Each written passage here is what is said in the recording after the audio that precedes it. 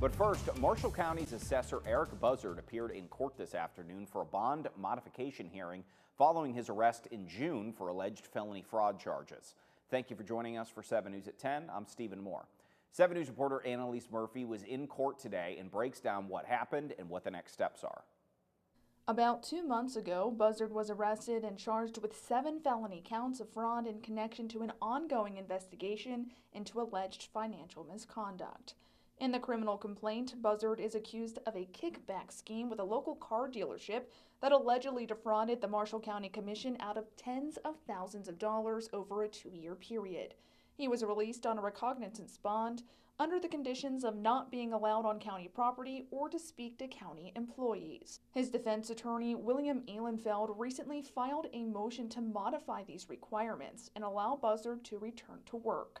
Ehlenfeld argued current bond conditions are in violation of Buzzard's constitutional rights and the rights of citizens to be represented by their elected official.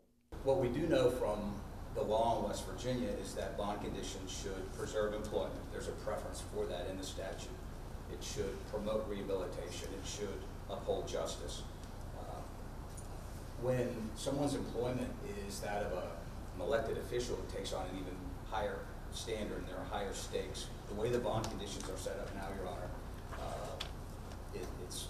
this isn't just a legal matter, it's a matter of public trust and constitutional integrity and the fundamental principle that one is presumed innocent until proven guilty. Special prosecutors were assigned to the case. Sean Turak and Jerry Slavanakis from the Ohio County Prosecutor's Office told the judge they opposed any bond modifications. One of the reasons why we're here is to ensure the safety of the public.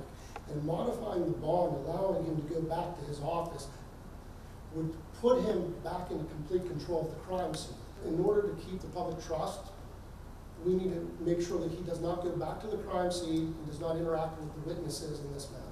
Despite the claim made by Buzzard's attorney that current conditions were, quote, disrupting essential services, the prosecution says the office has continued to function in a very effective manner. The tickets went out on time this year for taxes. The farm discounts that are referenced in the motion can be approved by the real estate office or the assessor's office.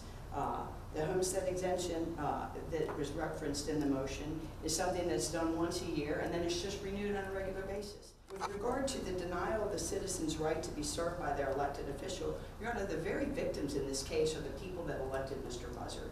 After weighing both sides, Judge Jeffrey Kramer decided to keep bond requirements the same and said he will revisit the issue in 45 days. However, he said this bond condition cannot remain in place for an extended period, saying either Buzzard needs indicted or a petition needs filed for his removal from office.